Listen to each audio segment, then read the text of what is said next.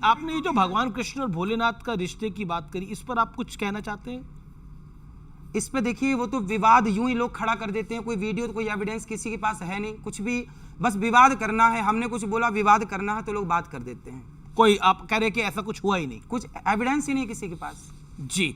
लेकिन अगला आरोप आप पर यह है कि राजनीति में जातिगत जनगणना की बात बहुत हो रही है। आप इससे सहमत हैं, असहमत हैं? नहीं, मैं सहमत बिल्कुल नहीं हूँ। क्यों भाई?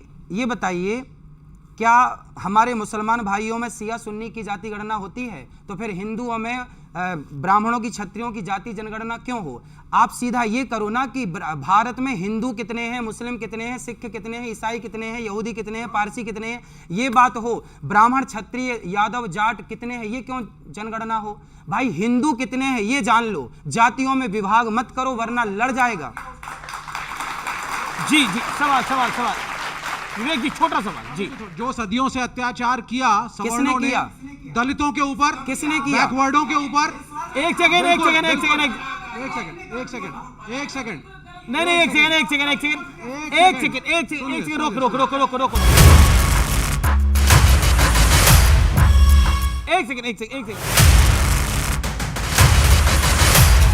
मेरा निवेदन ही है, वो सवाल पूछ रहे हैं महाराज जी से, तो महाराज जी जवाब दे देंगे।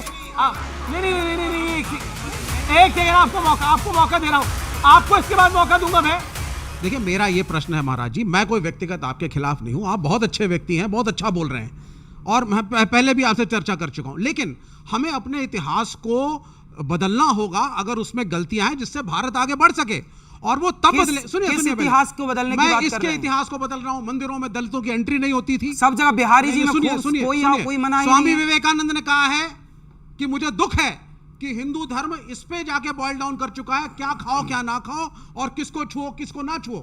अनटचेबिलिटी रही है इस मुल्क के अंदर। पहले आप बताइए, किस इतिहास को बदलने की आप बात कर रहे हैं? किस इतिहास की? नहीं, देखिए, किस इतिहास की? अगर आप इस बात को नकारेंगे, आप ठीक कह रहे हैं। अगर आप नकारेंगे कि दलितों के साथ कभी अत्याचार नहीं हुआ, तो ये गलत। अरे राम ने माता शबरी को गले लगाया। आज के 2 साल पुराना मेरा ही बयान है, एक लौता।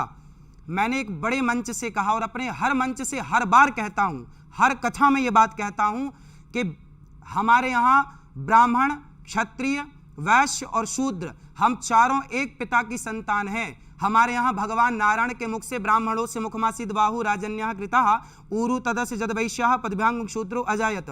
भगवान नारायण, श्रीमन नारायण के मुख से ब्राह्मण, भुजाओं से क्षत्रिय, जंघाओं से वैश्य और चरणों से शूद्र। जब एक पिता की संतान है, तो फिर हमारे यहाँ छुआछूत कभी था ही नहीं। अंग्रेजों ने, मुगलों ने ये फूट डालो शासन करो की नीति भेजी है, और ये डाली है। हमारे यहाँ नहीं था। जी, यदि हमारे यहाँ छुआछूत होता तो भगवान राम शबरी के घर ना जाते, और भगवान राम निषाद राज को गले ना लगाते। आपका एक वीडियो वायरल है जिसमें आप कहते हैं क्षत्रिय, ब्राह्मण, वैश्य, शूद्र, ये सब ये भाई हैं, लेकिन हमने तो यही सुना है हिंदू, मुस्लिम, सिख, ईसाई भाई हैं। भाई कौन हो सकता है? आप गाय को माता मानते हैं, मैं गाय को माता मानता हूं, तो हम दोनों भाई हो सकते हैं। मैं गाय को माता मानूं और आप गाय को काट के खा जाएं, फिर हम और आप भाई नहीं हो सकते। ये भाई नहीं हो सकता ना। मैं भारत को माता कहूं और आप भारत माता को भारत माता ना कहें, तो हम आप कैसे भाई हो सकते हैं? मैं गंगा को माता कहूं और आप गंगा को माता ना माने, हम और आप कैसे भाई हो सकते हैं? भाई वही हो सकता है जो गाय गंगा को अपनी माता माने, भारत देश को अपनी माता माने, वो भाई है।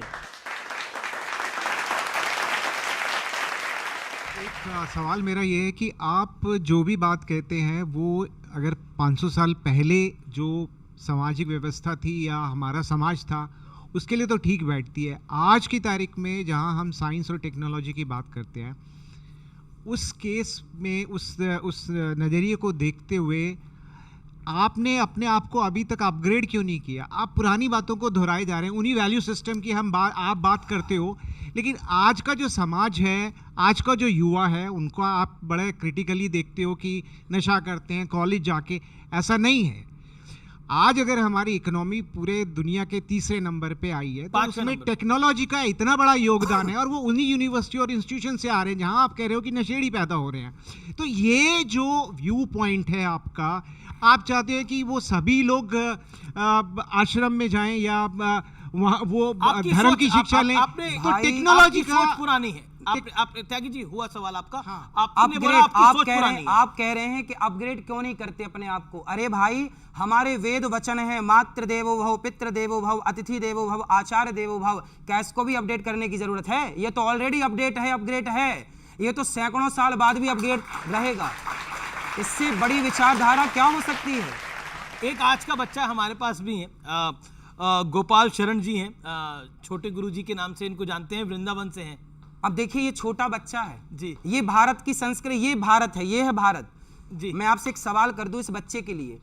जितने संस्कार इस बच्चे में आज, ये मेरे को लगता है 7-8 साल का बच्चा होगा, 6 साल का, जितने संस्कार 6 साल के बच्चे में है अपने माँ बाप के प्रति, आज देख लीजिए 20 साल के बच्चे में भी इतने संस्कार बाहर की दुनिया में नहीं है। और ये पूरा काम है इनके माँ बाप के द्वारा दिया गया संस्कार, गुरुकुल में पढ़ाना, संस्कृत पढ़ाना, भारतीय संस्कृति पढ़ाना। कितने अच्छे श्लोक बोले गए बच्चा। लेकिन सब बच्चे तो गुरुकुल में नहीं जा सकते, ये भी एक प्रश्न होगा। उस पाकिस्तान का जो आप बात कह रहे हैं, इसी वजह से विनाश हुआ आज की डेट में, क्योंकि उन्होंने बच्चों को सिर्फ मदरसों में भेजा, उन्होंने टेक्नोलॉजी, साइंस कुछ नहीं पढ़ाया। सबसे बड़े वैज्ञानिक गुरुकुल में पढ़ कर के हुए हैं लोग, सबसे बड़े वैज्ञानिक। जी। अब बताइए, अब छोटे गुरु जी को ले आते हैं। आर्यभट्ट कहाँ पढ़े हैं? आर्यभट्ट कहाँ पढ़े हैं? गुरुकुल में पढ़े हैं।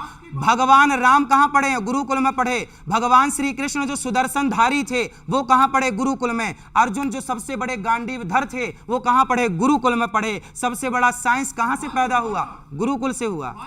जी। लेकिन अब हमारे साथ छोटे गुरु जी हैं, गोपाल शरण जी, और आप तो खुद भी बहुत अच्छा गोपी गीत गाते हैं, सुनाते हैं। आइए,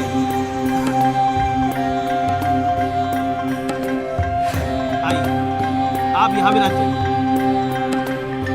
अब सुनाइए, जोरदार तालियां। जी सुनाइए। इस गीत का नाम गोपी गीत कैसे पड़ा मैं आपको बताता हूँ। ठाकुर जी सब गोपियों के साथ और राधा रानी के साथ रास रच रहे थे, तो गोपियों को अभिमान आ गया, देखो ठाकुर जी हमारे साथ रास रच रहे हैं, हम कितने सौभाग्यशाली हैं। तो ठाकुर जी अंतर ध्यान हो गए और फिर गोपी ने रोके इस गीत को गाया, इसलिए इस गीत का नाम पड़ा गोपी गीत। जयति तेदिकं जन्मना व्रज श्रेष्ठेन्दिरा सस्वदत्रहि दैत्य दृश्यतां दिक्षुतावकाशत्वदृता सवस्त्वां विचिन्वते सरदुदासै साधुजाति स सरसिजोदर श्रीमुसादृशा सुरथनाथते शुल्कदासिका वरधनिघ्नतो नेह किं वध। बहुत बढ़िया। आप कुछ पूछना चाहते हैं अनिरुद्ध आचार्य जी? बहुत सुंदर। देखिए, हम तो बड़े प्रसन्न हैं। देखिए, ये भारत की संस्कृति है, ये बच्चे भारत का भविष्य हैं। और ये बच्चे, आप ये मत सोचिएगा कि केवल संस्कृत जानते हैं और वेद पुराण ही जानते हैं। ये बच्चे ही आगे चल के विज्ञान को भी जानेंगे, अंतरिक्ष को भी जानेंगे। यही बच्चे और तरीके से जानेंगे, यही बच्चे आगे चल के सैटेलाइट भी बनाने की क्षमता रखेंगे। चलिए, जोरदार तालियां इस बालक के लिए। आपने कन्वर्जन की बात करी। आपने कहा कि साहब लोग कन्वर्ट हो रहे हैं। एक तरफ अनिरुद्धाचार्य जी महाराज, जिनके इतने फॉलोअर्स हैं, वो जातिवाद को कहते हैं साहब है ही नहीं, डिस्क्रिमिनेशन कभी हुआ ही नहीं। लेकिन सच्चाई ये है, जातीय डिस्क्रिमिनेशन हुआ, इसीलिए लोगों ने धर्म बदला। कभी सुनिए, हुआ मदर होता तो टेरेसा, राम जी शबरी को गले ना लगाते, समझो तो। बस 10 सेकंड बोलूंगा। मदर टेरेसा 19 साल की लड़की चेकोस्लोवाकिया से कलकत्ता आती है। एक औरत